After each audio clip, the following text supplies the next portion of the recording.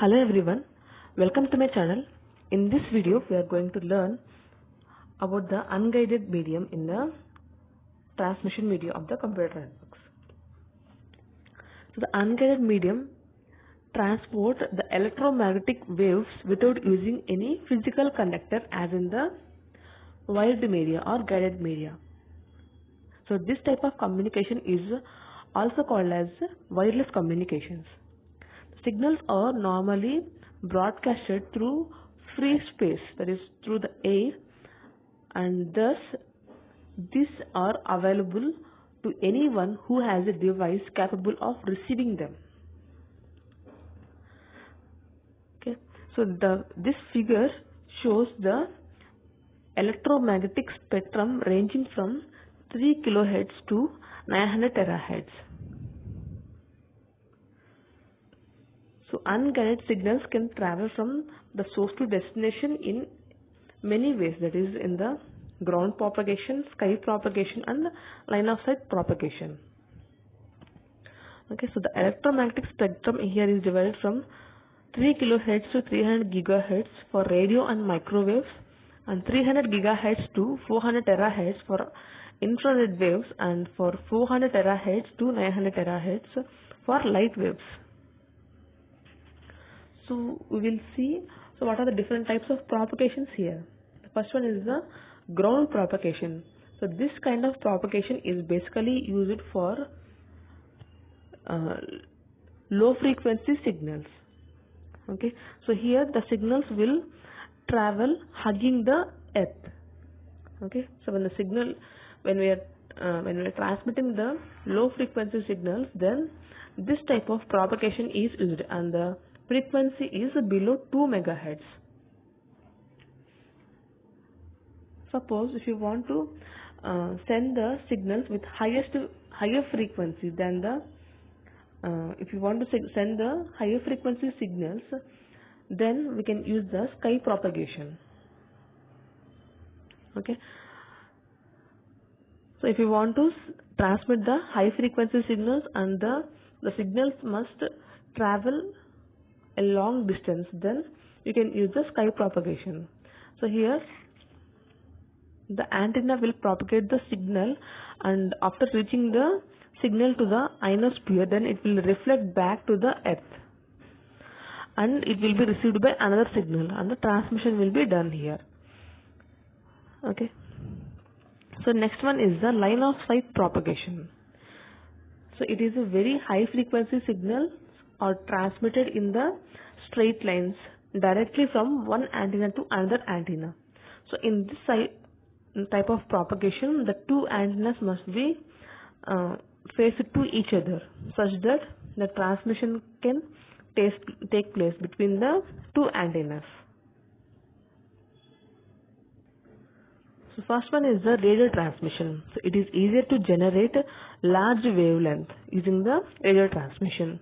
So the wavelength will range from 1 mm to 1 lakh kilometers, and the frequency for the radio transmission is 3 Hz to 300 GHz. The radio transmission will penetrate through the wall, and the basic applications for the radio waves are radio and television broadcasting, maritime radio, cordless phones and paging. So here the radio transmission follows the multicasting. That means at a time it will transmit the data from one node, that is from the radio station to all the devices, right? So it will multicast the content. It will multicast the message from one device to multiple number of devices. That is the radio transmission and or TV transmission, right? So the in the TV transmission also, so they will broadcast the program from the source to all the television sets. So the radio waves, so it uses an omnidirectional antenna. So omnidirectional antenna means it will send the signal in all directions. Okay, there is only one problem with this type of antennas is, so there will be some interference, that is there will be some noise if in the omnidirectional antennas. So this next one is microwave transmission. So the waves above 100 megahertz tend to travel in a straight line. So it has a higher frequency and it cannot penetrate through the walls. So if you want to perform the microwave transmission, then the two antennas must be placed. They must be placed in a straight line format such that they can easily transfer the data with each other, and it will transfer the signals at higher frequency and it cannot penetrate through walls. That means there should not be any obstacle between the two devices while transmitting the data. And the wavelength is 1 mm to 1 m, and frequency is 300 megahertz to 300 gigahertz. It depends on weather condition and frequency. The transmission will depend on weather condition and frequency. The microwaves are used for the unicast communication such as cell phones, satellite networks, and wireless LANs. Okay, so microwaves always use the unidirectional antennas for the unidirectional communication. So here the communication is only one way. And the best example is the set-top box dish antenna. So the dish antenna can only communicate. So it can only receive the signals from the satellite, but it cannot communicate back to the satellite. So it can only receive the signals from the satellite, but it cannot send the signals to the satellite. So it is only unidirectional. Okay. So dish antenna and the horn antenna. So these are the two antennas that support microwave transmission, and it follows the unicasting and it uses the unidirectional antenna. So that's why it depends on the weather condition frequency. So if the weather is not good, that means that if it is raining or cloudy, then we cannot get, then the transmission will fail and it doesn't play any channel, right? So that's why this is the only drawback with the microwave transmission. So next one is the light transmission.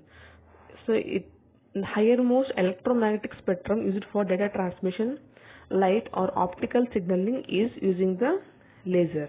So it travels in straight line. The sender and receiver must be line of sight. It cannot penetrate through the walls, that is through the walls, that means rain and thick fog. So it is safe for transmission, that is 1 mm wide beam. Laser works as transmitter and photodetector as receiver. So here the sender and receiver must be in a straight line. Okay. So whereas in the case of microwave transmission, so the sender and receiver will communicate with the satellite, right?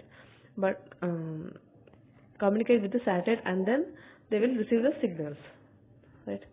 The sender will transmit the data to the satellite and then it will receive the signals. But here in the line of sight propagation, so the two antennas will directly communicate with each other in a straight line, and it cannot penetrate through the walls. That means while communicating there should not be any obstacle between them, and it is safe for transmission with a wide beam.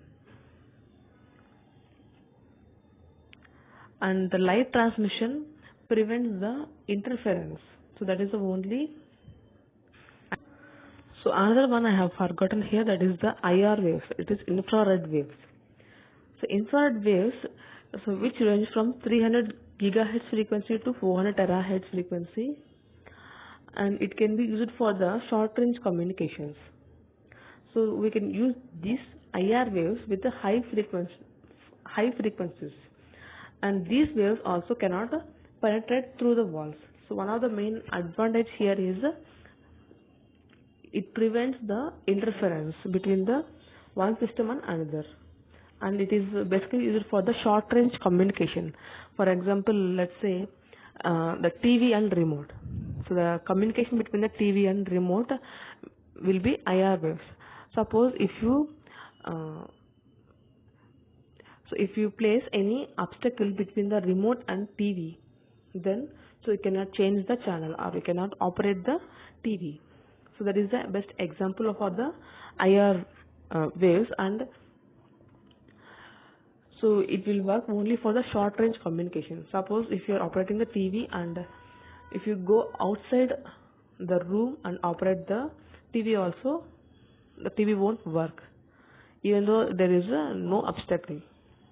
Because so if there is sunlight also, the IR waves won't work. So we cannot use the IR waves outside a building because the sun's rays contain IR waves that can interfere with the communication. So these are about the different kinds of unguided media. Thanks for watching my video. Please do like, share and subscribe to my channel. Thank you.